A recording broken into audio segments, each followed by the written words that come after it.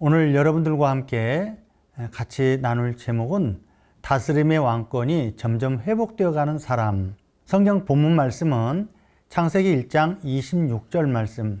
하나님이 가라사대 우리의 형상을 따라 우리의 모양대로 우리가 사람을 만들고 그로 바다의 고기와 공중의 새와 온 땅과 땅에 기는 모든 것을 다스리게 하자 하시고, 하나님께서는 우리에게 피조세계의 일부분을 통제하고 다스릴 수 있는 능력을 주셨습니다. 그런데 인간이 에덴 동산에서 하나님의 언약의 말씀을 지키지 못함으로 인하여 하나님께 죄를 짓고 난 뒤 피조세계를 다스리는 능력이 상실되었습니다. 그렇다면 죄를 범한 인간이 무엇을 상실했는가 하는 거예요. 첫 번째로 생각해 볼 수 있는 것은 자기 자신을 다스릴 수 있는 능력이 상실된 사람을 이야기합니다. 두 번째로 생각해 볼 수 있는 것은 감정을 절제하는 능력의 상실로 인하여 기분의 다스림을 받는 사람입니다. 이렇게 오늘 본문 말씀을 통해서 두 가지가 발견됩니다.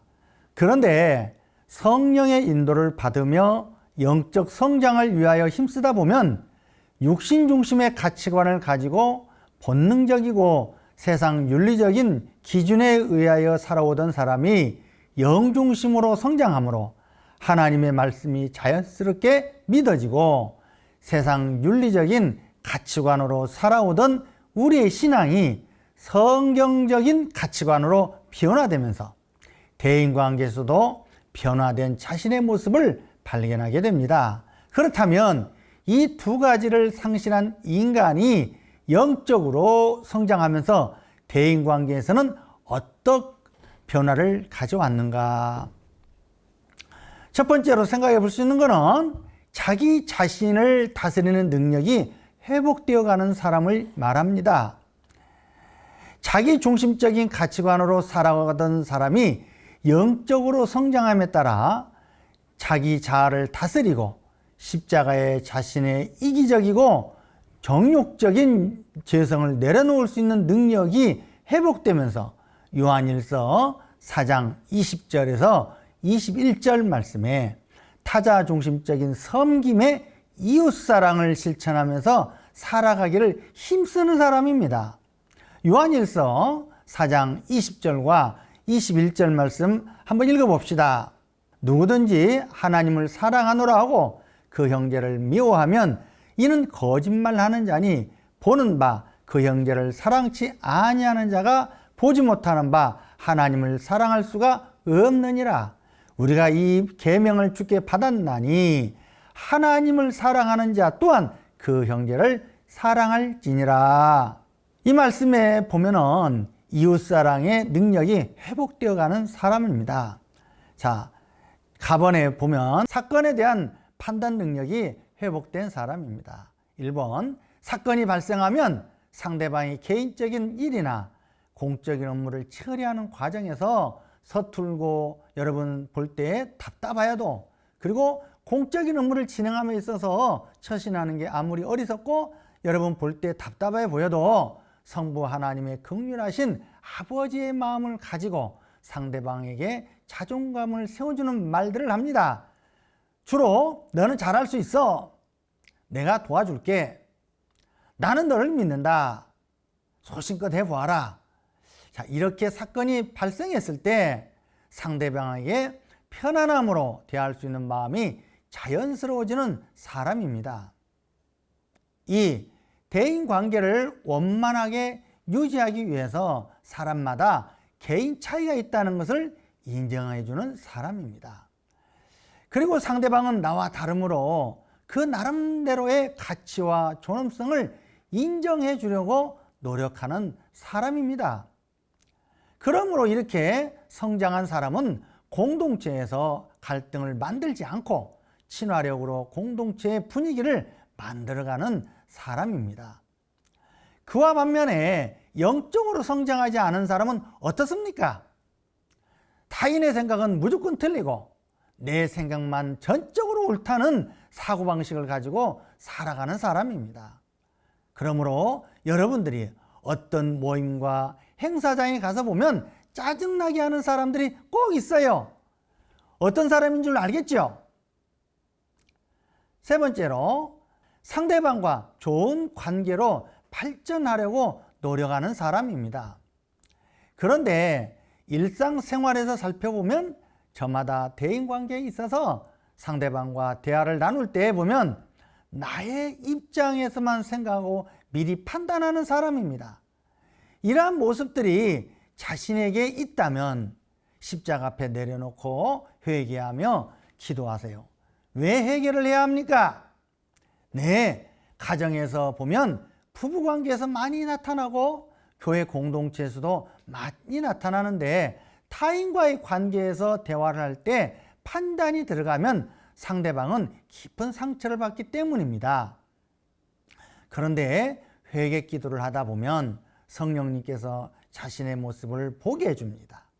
과거의 욕심 중심에 머물러 있던 나의 영적인 상태에서 상대방을 바라볼 때 어떻게 보았습니까? 우리는 육신적인 면만 보이던 것이 한 인간을 영혼으로 보게 된다는 것입니다. 즉, 한 인간을 영혼으로 보게 되었다라고 하는 거예요. 상대방이 아무리 어리석어 보이고 답답해 보일지라도 진지한 자세로 도와주기 위해서 기도하며 노력하는 모습들입니다. 나 그리스도를 닮아가는 훈련을 의지를 들여서 열심히 하는 사람입니다. 1. 로마서 12장 14절 말씀해 보니까 너희를 핍박하는 자를 축복하라, 축복하고 저주하지 말라, 이 말씀이 있어요. 이 말씀을 분석해 보면 대인관계에서 나에게 고통을 주고 상처를 준 사람들에 대해서 용서가 되어서 용서하라는 말씀이 아닙니다. 생명적인 삶으로 나아가기 위해서 하나님께 기도하는 사람들은 나에게 깊은 상처를 준 내 원수를 용서하는 마음으로 기도하는 사람입니다. 이러한 사람은 자기 자신을 다스리는 능력이 회복되어 가는 사람인데, 이런 분들의 신앙은 하나님의 주권적인 통치를 전적으로 인정하는 믿음의 사람들입니다. 그러므로 하나님께서는 대인관계 훈련을 통해서 우리 자신의 이해력과 사고의 폭이 넓히시고 원수라도 사랑할 수 있는 사람을 만드시려고 우리에게 납득하기 어려운 사건들을 주셔서 원수일 이유가 없는 사람과 우리가 어떻습니까? 원수지간이 되어가지고 고난과 고통의 시간들을 보내지만, 하나님께서는 로마서 12장 21절 말씀에 이렇게 말씀해요. 악에게 지지 말고 선으로 악을 이겨라. 이 말씀대로 살기 위해서 힘쓰고 애쓰며 기도하는 사람입니다. 로마서 12장 21절 말씀 뭐라 했어요? 악에게 지지 말고 선으로 악을 이겨라. 여러분, 이 말씀을 붙잡고 내 삶 속에서 이 말씀이 실제가 될 때까지 기도하세요. 반드시 로마서 12장 21절 말씀대로 승리를 목표하고 기도하시면서 성령님께서 여러분들이 어떤 어려움이 와도 끝까지 승리할 수 있도록 성령님께서 도와주실 것입니다. 그런데 반하여 육신 중심의 가치관에서 살아가는 사람들에게 있어서 참으로 어려운 것이 있다면 원수를 사랑하는 말과 그들을 위해서 기도하라는 말일 것입니다. 그렇지 않습니까? 이 두 가지의 말씀이 육신 중심의 가치관을 가지고 살아가는 사람들에게는 말이 안 되는 소리예요. 하지만 하나님께서는 우리들을 영적으로 성장시키기 위해서 어떤 환경으로 이끄십니까? 네, 하나님께서는 광야로 이끄셔서 대인관계에서 이 말씀이 실제가 되어가도록 여러분들을 훈련시키신다는 데 있습니다. 그렇다면 광야의 사건을 통과하기 위해서는 누가복음 6장 27절과 28절 이 말씀 같이 한번 읽어볼까요? 누가복음 6장 27절에서 28절 말씀. 그러나 너희 듣는 자에게 내가 이르노니 너희 원수를 사랑하며 너희를 미워하는 자를 선대하며 너희를 저주하는 자를 위하여 축복하며 너희를 모욕하는 자를 위하여 기도하라. 이 말씀, 광야에서 통과하시려면 이 말씀대로 원수를 사랑해야 시험에서 통과됩니다. 이 점 명심하시기 바랍니다. 그런데 문제는 내 눈에 흙이 들어와도 용서가 안 되는데 어떻게 사랑할 수 있습니까? 네, 할 수 있습니다. 누가복음 6장 27절과 28절 이 말씀을 붙잡고 말씀대로 살기 위해서 시간을 정해놓고 기도하며 의지를 들여서 상대방을 사랑하려고 노력하면서 사랑을 억지로라도 고백해 보세요. 어떻게? 사랑합니다. 사랑합니다. 자, 그런데 신기하게도 전에는 되지 않던 사랑이 표현되어지고 마음속에서 올라오던 거북한 마음이 안개가 사라지듯 사라지는 것을 여러분들이 경험하고 또 체험하게 될 것입니다. 그때 어떻습니까? 기쁨과 말씀이 믿어지는 진리의 능력을 여러분들이 경험하게 될 것입니다. 이것이 바로 자기 자신의 다스림의 왕권이 회복되어가는 사람입니다. 그렇다면 왕권이 회복되었음을 어떻게 검증할 수 있느냐? 검증 매우 중요합니다.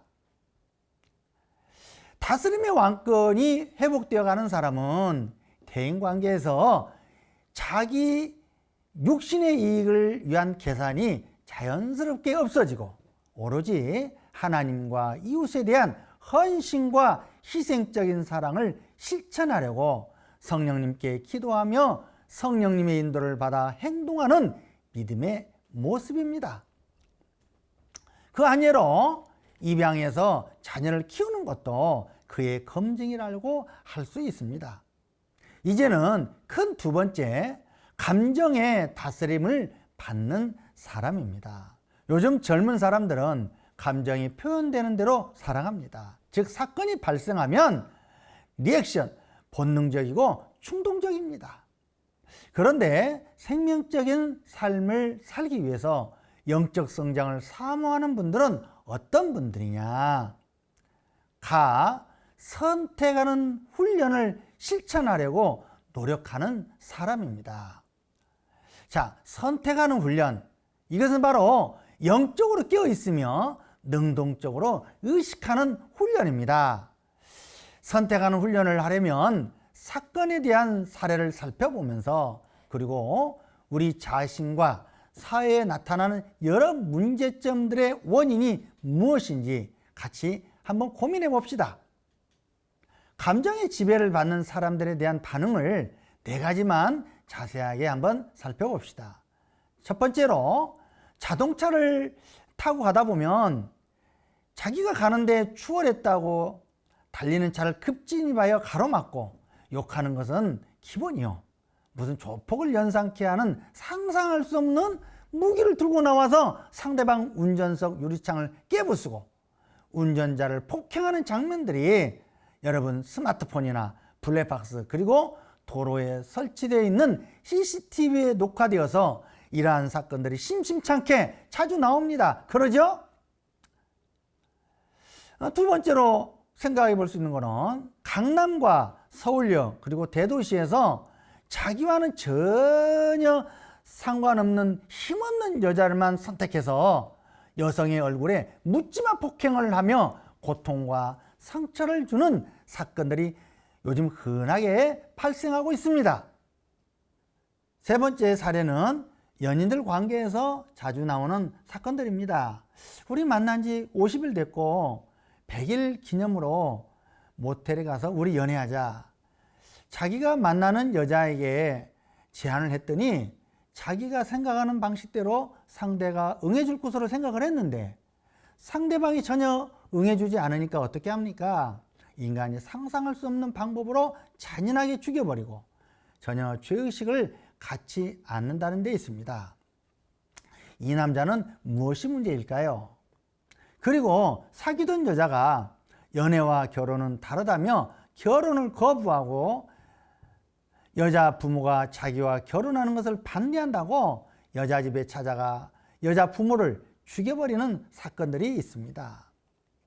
네 번째 사례는 요즘 학생들에게 담배 피우지 말라고 권면했다가 수많은 사람들이 괴롭힘과 집단 구타를 당하거나 피해자 주택까지 찾아가서 고통을 주고 죽여버리는 것입니다. 최근에 일어난 사건입니다.